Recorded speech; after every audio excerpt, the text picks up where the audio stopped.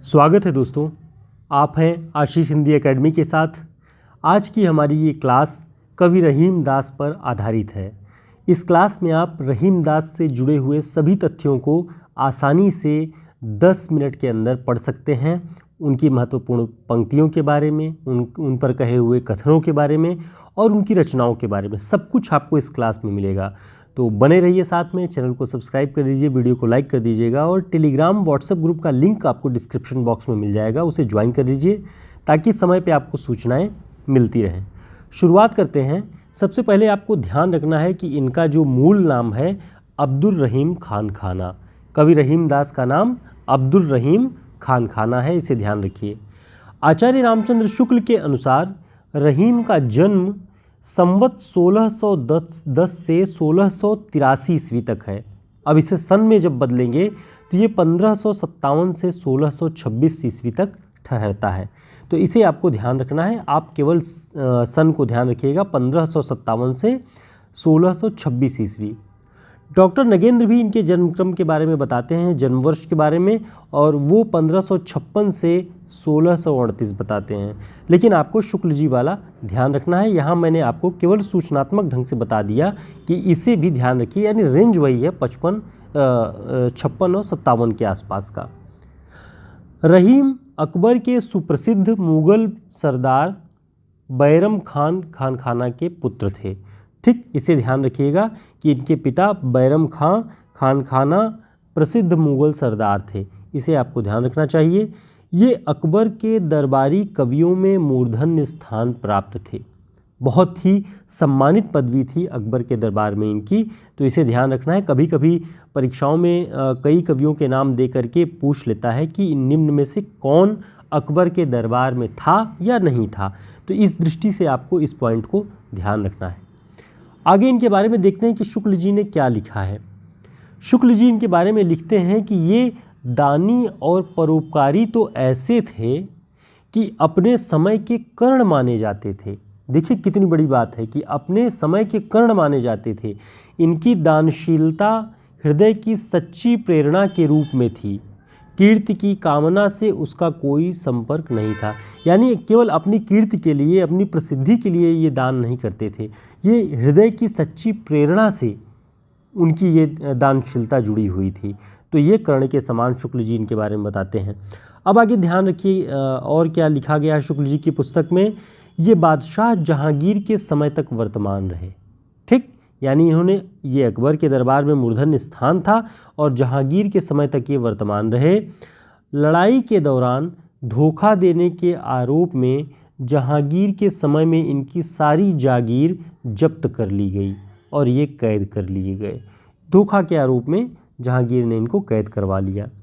दानी प्रवृत्ति होने के कारण धन न रहने पर भी याचकों को खाली नहीं जाने देते थे। अब जब सारी संपत्ति, सारी जागीर जो है जब्त कर ली गई, कुछ भी नहीं रह गया, ऐसी स्थिति में आर्थिक विपन्नता की अवस्था जब उनके सामने आती है, तब वे लिखते हैं कि तबही लो जीवो भलो, देबो होय न धीम, जग में रहिबो कुंचित गति, उचित न होय रहीम। यानी कि जब तक अपने पास कुछ है, जब तक जियो, तब तक देने में देबो होय न दीम, यानी कि परोपकार और दान की भावना आपकी धीमी न हो, कमज़ोर न हो, देते रहिए जब तक आपका जीवन है, जो कुछ भी आप देने की स्थिति में है। दोस्तों, इस तरह के सभी नोट्स आपको हमारे हिंदी साहित्य के शॉर्ट नोट्स में मिल जाएंगे।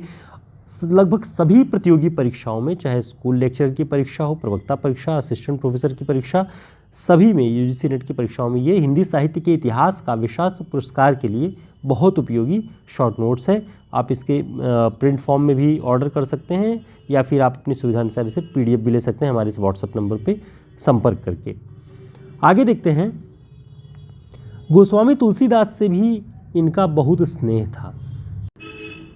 गोस्वामी तुलसीदास जी ने एक गरीब व्यक्ति की आर्थिक मदद के लिए एक दोहा लिखकर रहीम जी के पास भेजा। बहुत प्रसिद्ध है ये दोहा, और ये बात भी बहुत प्रसिद्ध है कि तुलसीदास जी ने लिख करके दिया कि सुरतीय नरतीय नागतीय यह चाहत सब कोय। तब रहीम जी ने इस पंक्ति को देखा उस व्यक्ति के पास, और यह उन्हें पता हुआ कि गोस्वामी तुलसीदास जी ने ये लिख करके भेजा है। तब रहीम जी ने उस व्यक्ति की मदद की और दोहे की दूसरी पंक्ति लिख करके उनके पास भिजवाई कि गोद लिए हुलसी फिरे तुलसी सो सुत होए। तो ये दोनों दोहे मिलाकर बहुत प्रसिद्ध हुए कि सुरतीय नरतीय नागतीय यह चाहत सब कोय, गोद लिए हुलसी फिरे तुलसी सो सुत होए। तो पहली पंक्ति तुलसीदास जी ने लिखी, दूसरी पंक्ति उसे रहीमदास जी ने लिख करके पूरा किया। आगे देखते हैं रहीमदास जी के बारे में आचार्य शुक्ल और क्या लिखते हैं, आपको जानना चाहिए। हम जानते हैं कि सभी हिंदी साहित्य के इतिहास की पुस्तक तक पहुंचना बड़ा कठिन होता है। हम शॉर्ट नोट्स से या किसी प्रतियोगी परीक्षा की जो पुस्तक है उससे पढ़ लेते हैं। आचार्य रामचंद्र शुक्ल जी की पुस्तक तक जिनकी पहुंच नहीं हो पाती, उनके लिए हम ये कोटेशंस उठा करके दिखाते हैं कि शुक्ल जी ने क्या लिखा हुआ है, आप साथ साथ में जानते रहें। रहीम के बारे में शुक्ल जी लिखते हैं कि अपने उदार और ऊंचे हृदय को संसार के वास्तविक व्यवहारों के बीच रखकर जो संवेदना उन्होंने प्राप्त की है, उसी की व्यंजना अपने दोहे में की है। तुलसी के वचनों के समान ही रहीम के वचन भी हिंदी भाषी भूभाग में सर्वसाधारण के मुंह पर रहते हैं। आप सभी सुनते होंगे कि जैसे कबीरा खड़ा बाजार में, वैसे रहीम का नाम लेकर के, वैसे तुलसी के नाम लेकर के बहुत सारी बातें समाज में प्रचलित होती हैं। ये इस बात को दर्शाता है कि इन कवियों की लोक प्रसिद्धि और लोक में स्थान कितना ऊंचा था। तो वही आचार्य रामचंद्र शुक्ल जी लिखते हैं कि तुलसी के वचनों के समान ही, तुलसीदास जी के वचनों के समान ही रहीम के वचन भी हिंदी भाषी भूभाग में सर्वसाधारण की ज़बान पर रहते थे। तो ये बात उनके बारे में शुक्ल जी ने लिखी है, आपको इसे ध्यान रखना है। कभी भी यह पंक्ति पूछे तो आपको ध्यान रखना है कि ये शुक्ल जी ने रहीम के बारे में कही है। आगे देखते हैं, उनमें मार्मिकता है, उनके भीतर से एक सच्चा हृदय झांक रहा है। अब ये पंक्ति अगर दे करके पूछ ले कि आचार्य शुक्ल जी ने किस कवि के बारे में कही है, तो आपको ध्यान रखना है रहीम के बारे में। रहीम का हृदय द्रवीभूत होने के लिए कल्पना की उड़ान की अपेक्षा नहीं रखता था। वह संसार के सच्चे और प्रत्यक्ष व्यवहारों में ही अपने द्रवीभूत होने के लिए पर्याप्त स्वरूप पा जाता था। यानी कल्पना की उड़ान नहीं चाहिए थी अपने हृदय की द्रवीभूत अवस्था दिखाने के लिए, अपने उदार होने के लिए बहुत ऊंची ऊंची बातें नहीं करते थे। वो अपने ही जो ये सब प्रत्यक्ष व्यवहार था, प्रत्यक्ष संसार था, वहीं से वह उनकी जो वेदना थी, जो करुणा थी, वो सब आकार प्राप्त करती थी। शुक्ल जी लिखते हैं कि रहीम जी ब्रज और अवधी, पश्चिमी और पूर्वी दोनों काव्य भाषाओं में समान कुशल थे। यानी ब्रज भाषा और अवधी दोनों पर इनका बराबर का अधिकार था। आगे देखते हैं इनकी प्रमुख रचनाएं कौन कौन सी हैं, आपको ध्यान रखना चाहिए। जैसे बरवै नायिका भेद, यह बड़ी सुंदर अवधी भाषा में लिखी गई पुस्तक है। बरवै नायिका भेद रहीम जी की है।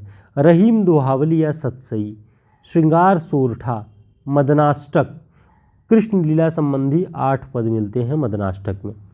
रास पंचाध्यायी भी रहीम की रचना है। और जो अगली रचना है खेट कौतुकम, इसे भी ध्यान रखिएगा, ये रहीम जी की रचना है। ये ज्योतिष ग्रंथ है, संस्कृत फारसी खिचड़ी है ये रचना, शुक्ल जी ने लिखा है।